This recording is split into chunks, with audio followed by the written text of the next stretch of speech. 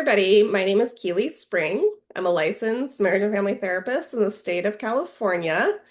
And today I have with me Erica. I'm just meeting Erica today for the first time, so I'm excited to learn more about her practice and what she does. To that end, Erica, could you introduce yourself to the audience, what your niche is, kind of the populations you work with, anything that you think might be relevant there? Of course, and thank you for having me on, Keely. Pleasure. My name's Erika Bent. I'm a licensed therapist in the San Francisco Bay Area in California. And my practice, I have a group practice, and we have a team of therapists and registered dietitians. And our area of specialty is eating disorders. So, as a therapist myself, that's what I practice primarily in. And we mostly work with teens and young adults and families. So, in terms of our niche, a lot of what we do is family-based treatment or a family systems approach to eating disorder recovery. hmm we'll dive a little bit more into that in a minute, but just from a high level perspective, could you maybe explain to the audience, because your niche is actually one that is has to be a lot of wraparound care. Could you kind of explain, so the group practice, why that is so beneficial to patients? Absolutely. I would love to explain that. I'll also share that we are only two components of the multidisciplinary team.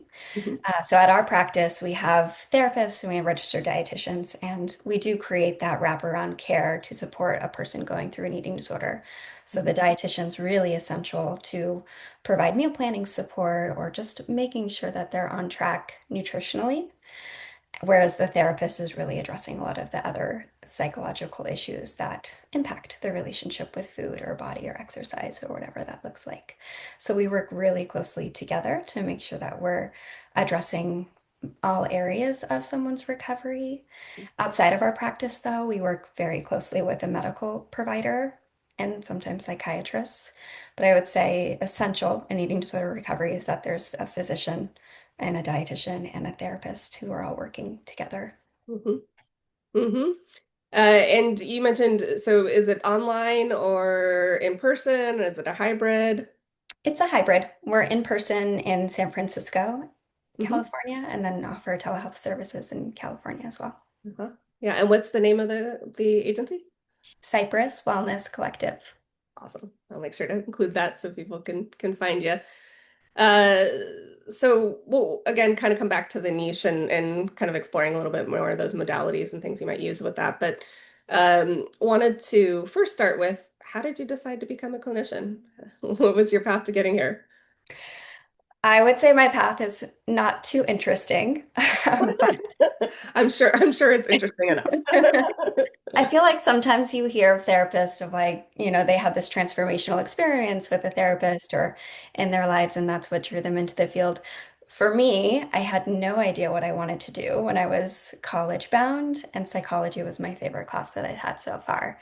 So I just decided to major in psychology. And the more I studied and the more I got involved, the more I felt like it was my calling. And I really loved learning about human behavior and the brain and psychology. And so I feel Mhm. like psychology maybe found me. And it's just been a really rewarding relationship from there on out.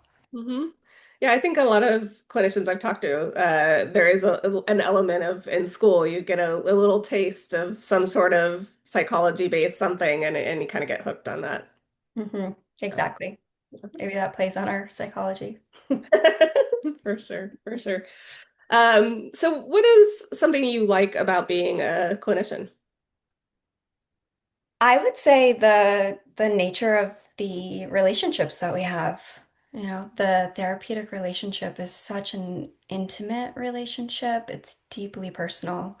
Um, and I love being able to bear witness to people's stories and their personal growth and their process. And um, I think that is probably the most rewarding thing. And when you're able to help someone, experience deeper insight or growth or overcoming hardship and getting to a place where they're really thriving in their life. Just being able to witness that process is something that It never gets old. It's so rewarding. So I think that's what pulls me back every time. Yeah, I totally agree. I even love sometimes when somebody I haven't talked to in a while comes back and they're like, oh, just for like a booster or just check in or whatever. And you get to see the kind of like where that work kind of continues and we're really a part of this, like such a powerful part of that healing journey. I definitely would agree with that. Yeah, completely. I love the messages from my clients from years ago who just pop in to say hi. You're Yeah. like, oh, that's so special, right? Because it's also strange in the therapy relationship. You get really close, and then when you end, there's Yes. kind of a cut off too, which is hard. But it is really nice that, people they thrive and they move on with their lives. And so having a window into how things are going is always really lovely. Yeah. Yeah, it's kind of that bittersweet. We want them to get to a place that they leave us and they can thrive. And, you know, it is to your point, this like kind of intimate journey that you're invested in as a clinician. Yeah, Yeah. completely. Yeah. Okay, so going back towards your niche and so first maybe let me start with before we kind of talk about modalities that you would use, what would be some things that might bring somebody to you? Something that's happening in their life. What are kind of the symptoms or, things of eating disorders that people might, maybe ways of thinking that start to be like, oh, maybe this is problematic. Could you speak a little bit to kind of how people might, find you? Yeah, and maybe I'll start with sharing that we see people in any level of severity in that Hmm. with that presentation. So someone who perhaps has had recent hospitalization because of eating disorder behaviors would be someone that we see. Hmm. But we also would see someone who maybe doesn't have any behaviors and is just struggling with body dissatisfaction, or wanting to learn more about intuitive eating. And so, really, just learning those principles of how to let go of dieting or whatever it may be, and anywhere in that spectrum would be a client who's appropriate to work with our team. Hmm. So, it could be a whole variety of reasons that might trigger someone to come in. Hmm. And for people that might not be familiar with intuitive eating, could you just kind of touch on that concept? Yeah, yeah, completely. Intuitive eating is a theoretical framework around nutrition. And the main premise is to let go of diet culture or diet mentality that governs how we eat, Hmm. and instead really tune into the body's natural wisdom to know how to eat. So it's really about letting go of all of the noise that we've been taught to or consume around what is appropriate nutrition, what is health, what should our bodies look like, et cetera, et cetera, et cetera. And instead, to listen to our hunger cues, our fullness cues, what kind of food relationship makes our bodies feel good. Same thing with exercise or rest or sleep. Hmm. It's really about tuning in and trusting our internal wisdom to make the best choices for our health. Yeah. Yeah. I love the framing of that. It's lovely. Yeah. Uh, so what kind of modalities or tools might you use to kind of help somebody who might be, struggling with this? Yeah. Intuitive eating would be one of them. Great. We've Check. covered that. And then I would say family-based treatment is a very specific treatment approach that's used for eating disorders in adolescents and young adults. So it's not really used for older adults. But for someone who has an emerging eating disorder, newly diagnosed, and they're at home and caregivers can support, that tends to be an approach that is used initially, and has been pretty effective. And then outside of that, I would also say some of the like third wave CBT approaches, like acceptance and commitment therapy, Mhm. dialectical behavioral therapy, those are things that are often really helpful as well, just to be able to build skills to cope with the distress that comes along with this treatment. Mhm. And then lastly, more recently, I've been interested in ketamine-assisted psychotherapy, Uh-huh. which has been really promising for people who have maybe been struggling for a very long time and haven't responded well to other traditional treatments. Mm-hmm. Mm-hmm. Actually, spoke with another person who does ketamine assisted therapy in this series of interviews, and I wasn't aware though is there research backing the with eating disorders? Like, have they shown kind of the correlation, or can you speak a little bit to why it might be effective as a treatment for this? Yes, and I will preface this by saying the research is in its infancy. We Fair. don't have a lot right now. It is actively being studied, though, specifically in eating disorders and specifically anorexia. Ah, okay.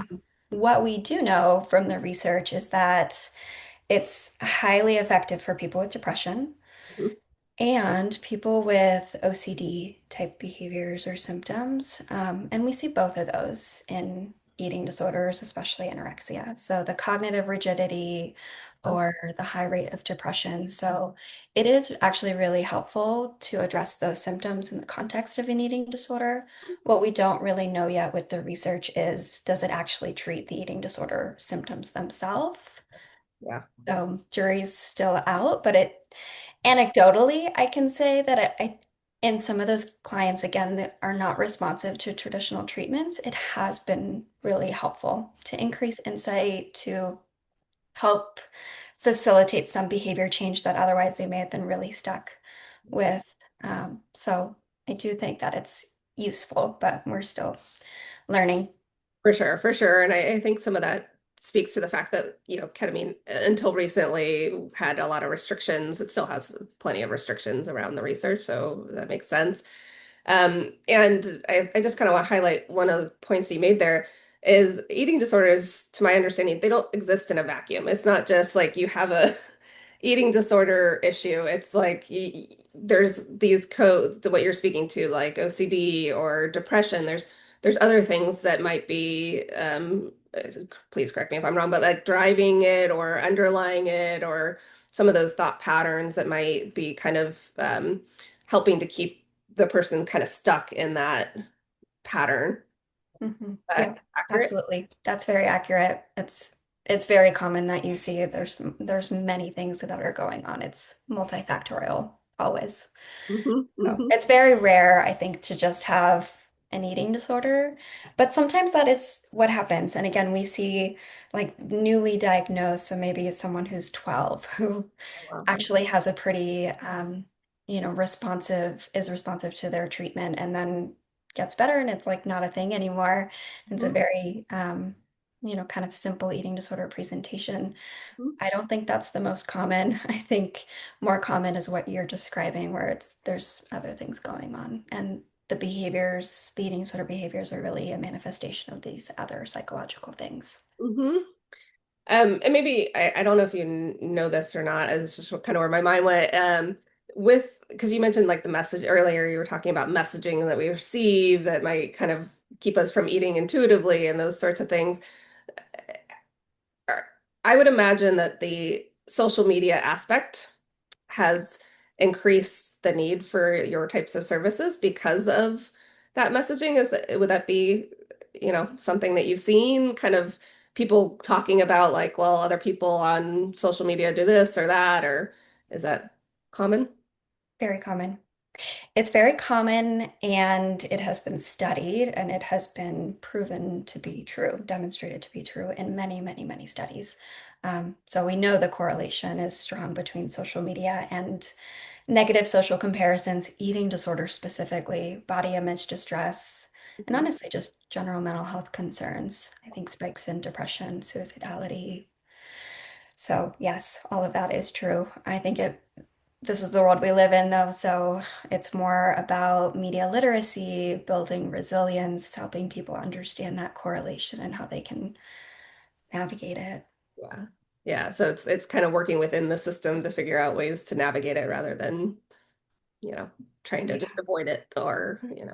It's hard though when you're working with teens, Mm. children and teens, because their brain is not fully developed and they don't have the same kind of awareness that adults might around the negative impact it has. And I think some of this research that I'm speaking to about that correlation does look at adolescence. Mhm. Um, And so I do think parents need to be involved to set certain limitations and boundaries that are age appropriate, but yeah, it's tricky.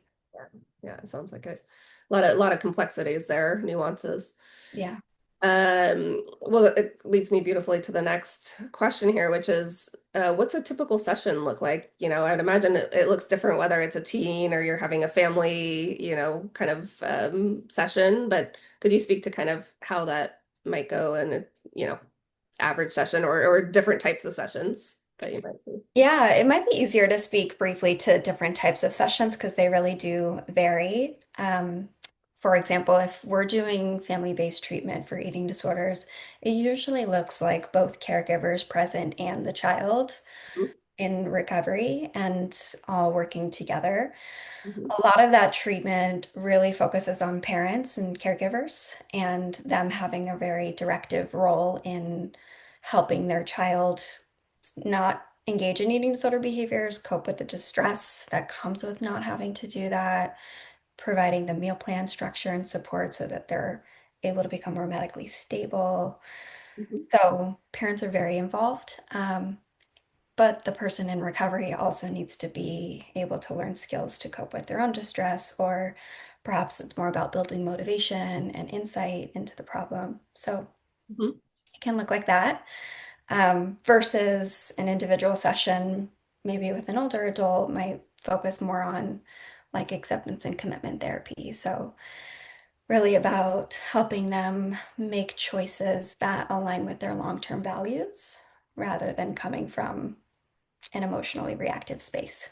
mhm, mhm. Versus a ketamine session looks entirely different Sure. because we're working with the medicine. And so those are longer sessions, and there's a journey that happens. It's a little bit more ritualized in that we're opening with intentions, we're closing, and we're processing what comes up as that unfolds. Mhm, mhm. And the ketamine assisted therapy, is that usually with older adults than younger? Yes, yeah, usually definitely 18 and older, at least that's my boundary. And usually someone who has gone through traditional treatments and hasn't responded as well. So tends to be people who are just a little bit older and farther along in this process. Yeah. Uh, okay, so are there things in the work that you do that still surprise you about it, or, just being a clinician in general? I mean, all the time. All the time. But I think the one thing I'll share is, this is a field where the more I learn, the less I know. Yes. And, Yes. and I think that is always it's humbling, Mhm. perhaps surprising, but humbling in that I've been a therapist for 15 years and yet there's so much we don't know about the brain or psychology, and treatments are always expanding. And so I think it's important to lead with, there's so much I don't know. I'm not always an expert, and my clients surprise me every day, and I'm willing to learn from them, and we're kind of learning together. Um, so yeah, I'll say that. Yeah, fair. I totally resonate with that. I think that's one of the beautiful things about our profession is that you're constantly almost humbled by like how much you don't know and how, but like for me at least, there's an excitement of like how much I don't know and how much I can still learn to grow. Yeah, I think I feel similarly. Like we have the privilege of learning and growing and expanding in this work. Is there anything that you wish people knew or understood about therapy? For one, that anyone can benefit from therapy. It's the number one answer from every clinician I've asked so far. So you're definitely not alone. Well, I think maybe that's a reflection then of the stigma Yes. therapy receives. There's such a belief that I have to have a mental health condition to go to therapy, or I have to be broken in some way to go to therapy, or there's something wrong with me if I have to go to therapy. I think there's a lot of stigma around it, and so people maybe shy away from it and don't see how everyone can benefit from therapy, and there's nothing wrong with you if you struggle in any way or have a mental health condition or all of those things. So I think we do still need to really challenge stigma around therapy. And I think people, if they were more open to just being willing to look at themselves, be introspective, do all the things to benefit, like I think our world would just be such a better place. Sure. Everyone would be doing their own work. So, yeah, I think everyone would benefit from therapy. Yeah, yeah, I agree. Okay, so final question in this kind of more clinical area. Is there a tool that you could maybe share with the audience that could be useful or accessible for people to kind of use that you would recommend in general? There's so many, but perhaps I'll leave it with a very simple one, which is a gratitude practice. Uh-huh.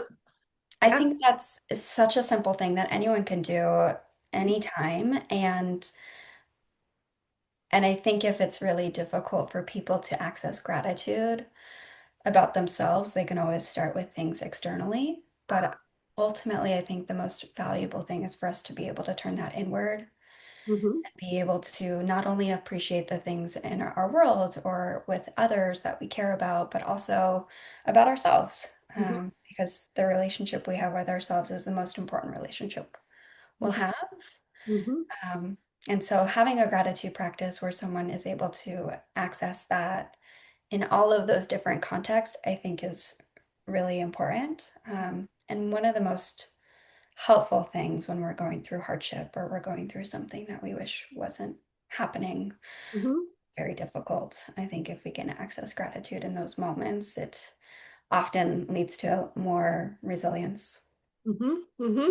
So if somebody were to practice gratitude, kind of incorporating that more on a daily basis, do you have any recommendations? I get asked this a lot when I try to, share this with people as a tool. Should I do it in the morning? Should I do it at evening? Do I need prompts? Can I just, do you have any kind of guidance around there that you generally tell people around kind of creating this practice?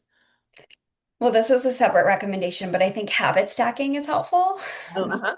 Fair. When you're building a practice like that to kind of ritualize it and to habit stack. So if you, for example, wanted to make sure you did this every day, to pair it with maybe brushing your teeth at night because you already are in the practice of doing that every day. And so you're Hmm. stacking those habits. So you ritualize it. I think that helps us follow through.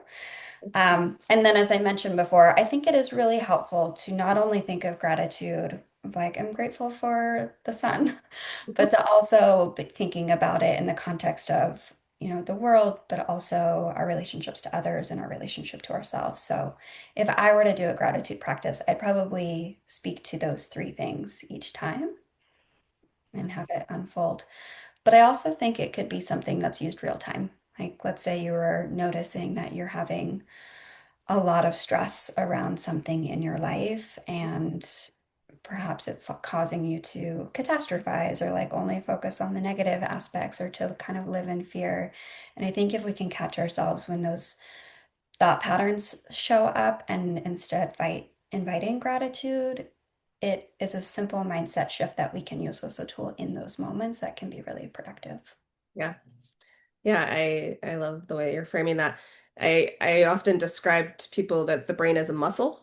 And so if like anything, our brain's going to go kind of on this pattern, on this loop. And so if we start practicing noticing other things like things that we're grateful for, our brain as a muscle starts to remember that. And so it is more useful in these kind of contexts you're talking about in the moment because you already have this kind of basis that is a muscle memory for your brain.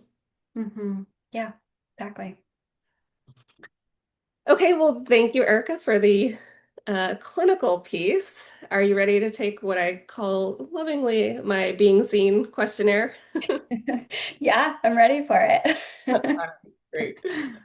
So the first question, a real easy one, is what's something that's making you happy right now? Oh, I love that question. I would say just my life right now. I recently moved in Fairfax with my partner and we got engaged. So I think we're just in this like really blissful, beautiful time in our life. And so all of that makes me happy. Love it. Love it. Congratulations. Thank you. Okay, second question. What is your favorite app? Oh, that's a great one too. I have to think about that. I don't use a lot of apps. Um, the only one that's coming to mind is a work app because again, I don't use a lot of apps. So I'm gonna say we at work we use an app called Recovery Record. And it's a recovery tool that we collaborate with our clients on nutrition recommendations and meal logging, and it actually makes our lives so much easier. It's a way to stay connected with our clients in between sessions and provide support in real time, which is very helpful. Uh-huh. Yes. Yes. Kind of see that pattern that's happening when they're not in the office. Exactly. Okay. Beach or mountains? Mountains. Yeah, you're a big hiker. Yeah, oh, absolutely. Hiking, backpacking, just being in nature. Although I do love the beach too, so. Okay. What is one thing that movies never get right? Oh, um, one thing that movies never get right. Perhaps that when they do like a rendition of a book, like it's never the same, and they often cut out certain details that were really helpful to keep in the book. So For sure. Yeah, I think my husband is often annoyed because I'm like, in the book, this part, I'll explain you're like like, the backstory of some character, and he's like, that's not no. how it happened. Yeah, And then you're like a little like righteous of like, yes. why did they do it that way? Yeah, like I thought that was an important piece that they left out. Exactly. Okay, what is the best way to relax? I would say being out in nature Mhm. in any way. So I don't know, lounging on a beach or going for a walk or being in a park. But I think there's something about being in nature that is so soothing and grounding. So Yeah, yeah, I think research would back you up on that one for I think it would. sure. Okay, what about a dream trip location? Is there anywhere that you want to go? I would really like to go to Patagonia. Oh yeah, that'd be cool. I think that would just be wild. So very cool hiking down there. Yes. Yeah. Okay, what advice would you give your younger self? To slow down, Hmm. to s- to slow down, to enjoy life a little bit more, to go on more adventures. When I was younger, I was very ambitious and I worked. I was just climbing the ladder. And in hindsight, I wish I took a gap year. I Uh-huh. wish I traveled abroad more. I wish I just enjoyed life at different phases of my life and learned to slow down. Yeah. Yeah. Yeah, I know in Europe and Australia, gap years are really big. They after in between high school and college, a lot of people will just go and take a year. Yeah, like that's amazing. You know, never even crossed my mind at the time. And then I'm like, why not? Uh-huh, uh-huh. Yeah. Uh, okay. Of the four seasons, which one's your favorite? Fall, Oh, autumn, 100%, which we're getting very close to, and I'm so excited. yes. What kind of gets you excited about fall? It's the cozy season. So candles and sweaters and blankets and baking and crocheting and like all the things. I love cozying up. Uh-huh. Uh-huh. Yeah. I love fall for those reasons too. It's a Mhm. good season for sure. Okay. A little bit more of a challenging one. What would be the worst superhero power to have? Oh, the worst. Maybe the the mom from The Incredibles where she stretches. Oh, yeah. I don't think I'd want that one. That sounds really uncomfortable. Does. It does. They definitely make it work in that movie, but you think like what like if I was sitting here right now, like why would I want to stretch my arm to go Right? grab You're like, something? ooh. What's the point? Elastigirl, maybe? Yeah. Fair. Okay. What is a animal that resonates for you that you find powerful or connected to in some way? An otter. but I Oh, think I love exactly why. I feel like an otter is my spirit animal, and they're just so cute. They're actually not that cuddly, even though they look really cute, but they do hold hands with their partner, and that's really sweet. uh-huh. Yeah. I always think otters are so amazing how they'll like break things up on their, like they'll go get down and then they lay on their back and then they're like opening things as Oh they look yeah, they cute, but really they're make it actually like, work. yeah, doing work. Yeah, yeah, they're really cool. For sure. For sure. Okay, so final question. When you look back at your life, what do you hope you'll be able to say about it? Mhm. Oh, there's so many things that come to mind in that question. But I think what I'll say is that I lived vibrantly, like Oh. really enjoyed life to its fullest Mhm. and had an impact, on people in some way, like left the world a better place than I found it. Well, thank you, Erica. You're officially seen. And for anybody listening or watching, I will include Erica's information so you can get a hold of her and the agency that she is at. That said, Erica, is there anything that we didn't talk about or discuss that you would hope the audience, that we'd like to share with the audience or that they might be able to kind of know or learn either about the work you do or, you know, anything we didn't cover? I think we covered a lot, but just to say that therapy is such a it's a gift, to be able to give that to yourself for others, and I think it can be really healing for all people. And maybe to be a little wary of AI therapists. Please say more. In the age of AI, there's a lot popping up right now, and yeah, I don't think it can replace the human relationship and Mhm. Yeah. the bond that is created between a therapist and client. There's just too much that's missed. Not that it doesn't have its place or it can be helpful, but yeah, I feel like if you're seeking therapy, maybe start with a real person. Mhm. Yes, I love that. I think somebody recently was reading, they were talking about stickiness, that the AI bots don't have the same kind of stickiness. And I think it's kind of what you're talking about is like that connection, that deeper kind of connection to a human. Whereas I think AI has a place in, maybe supporting the work, but not replacing the human element. Yeah. There was something too that I heard about AI therapists that they're really good at sharing empathically and Uh-huh. and like sharing advice and those kinds of things, but they're not good at regulating their own emotions. Oh, So interesting. in response to a client's like reactivity, like they become more reactive, Oh, which is something that therapists are trained really well at not doing, uh-huh. Yep. like really separating our emotions from the client. So I think that's another nuance that perhaps is a little different. Yeah, I hadn't heard that. I had heard they tend to be a little bit more positive. Not that we aren't positive, but they're trying to always just be bright side of things rather than kind of sitting in that discomfort a little bit more, which again we're kind of trained to do and help people tolerate that distress rather than kind of, you know, positive toxicity or toxic positivity. Kind of, yeah, but everything's okay. It's all good. Don't Yeah, worry about it. that's really interesting. I hadn't heard that part either, but honestly, that makes sense. Yeah. Yeah, right. Because it requires that emotional like depth and clinical judgment in the moment of like, is it helpful for you to be in this difficult space and build your tolerance to those emotions versus we need to reassure whatever it Yeah. is. Yeah. I will say from my own kind of experience, maybe this will resonate for you.